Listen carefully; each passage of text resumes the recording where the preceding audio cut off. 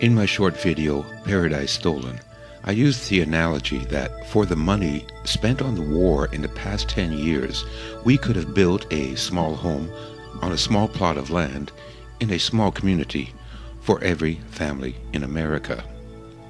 A common argument against this idea is that there just isn't enough room in all of America to provide people with decent homes in decent communities. But this argument is baseless and the result of lies and propaganda. We were lied to convince us that there's so many people that we have to cram everyone into high-density housing in high-density cities because there's not enough room on the planet. So let's dispose of this myth, the myth of overpopulation. The community portrayed in the video consists of 262 homes, but for our purposes we'll round it off to 250 homes. If we assume an average of 3 people per family, or 1 home for every 3 people, that would mean about 750 people live there.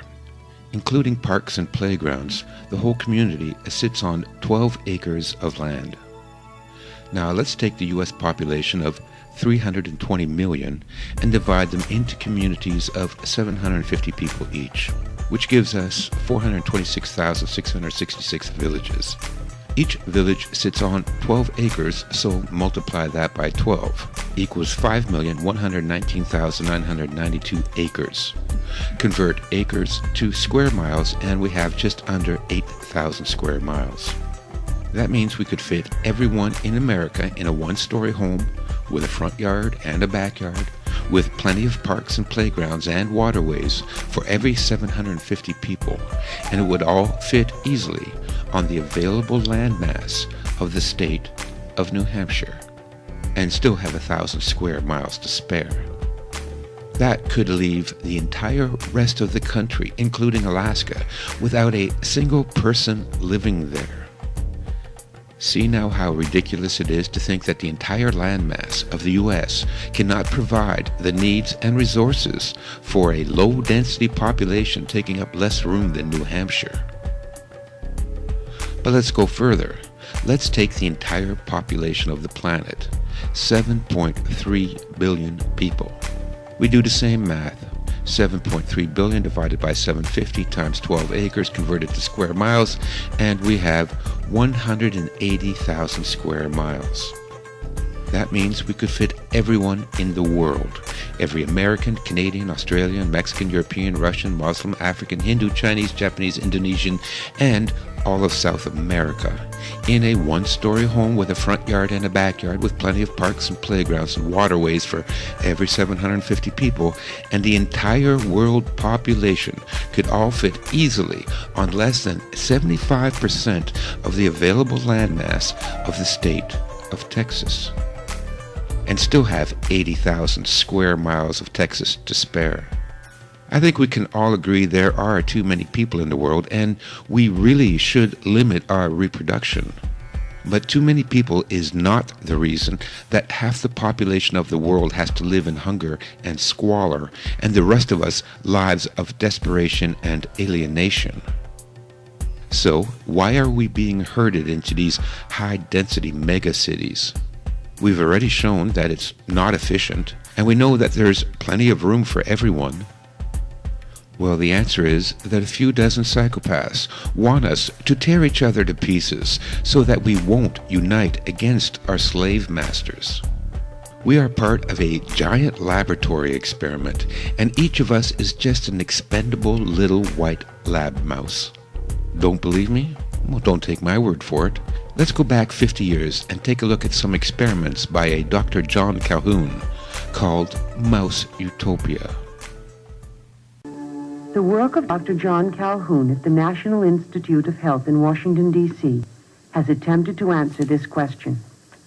In a unique experiment that took years to complete, Dr. Calhoun used white mice to study population growth and its effects on individual behavior. In this 16-cell mouse habitat, utopian conditions of nutrition, comfort, and housing were provided for a potential population of over 3,000 mice.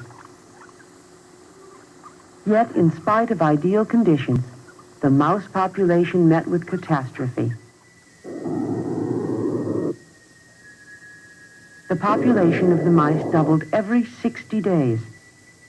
This was called the exploit period. The third period, consisting of 300 days, found the population of mice leveling off. This was called the equilibrium period. Dr. Calhoun noticed that the newer generations of young were inhibited, since most space was already socially defined. At this time, some unusual behavior became noticeable. Violence became prevalent. Excess males strived for acceptance, were rejected, and withdrew. Huddling together, they would exhibit brief flurries of violence among themselves. Other young mice growing into adulthood exhibited an even different type of behavior. Dr. Calhoun called these individuals the beautiful ones. Their time was devoted solely to grooming, eating, and sleeping. They never involved themselves with others, engaged in sex, nor would they fight. All appeared as a beautiful exhibit of the species, with keen, alert eyes and a healthy, well-kept body. These mice, however, could not cope with unusual stimuli. Though they looked inquisitive, they were, in fact, very stupid. Dr. Calhoun called the last period the die phase, leading the population into extinction. Although the mouse utopia could house 3,000, the population began to decline at 2,200. In the shift from the equilibrium to the die phase, each animal became less aware of associates, despite all animals being pushed closer together. Dr. Calhoun concluded that the mice could not effectively deal with the repeated contact of so many individuals. The evidence of violence increased to the point where most individuals had had their tails bitten to some degree.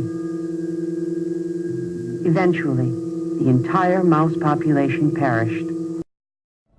What the filmmakers failed to mention is that these mice would never have behaved that way if they weren't trapped in the narrow confines of the experiment. These behaviors and conditions would never exist in nature. It is only an artificial, closed system that causes these problems. Still wonder why we are being herded into cities?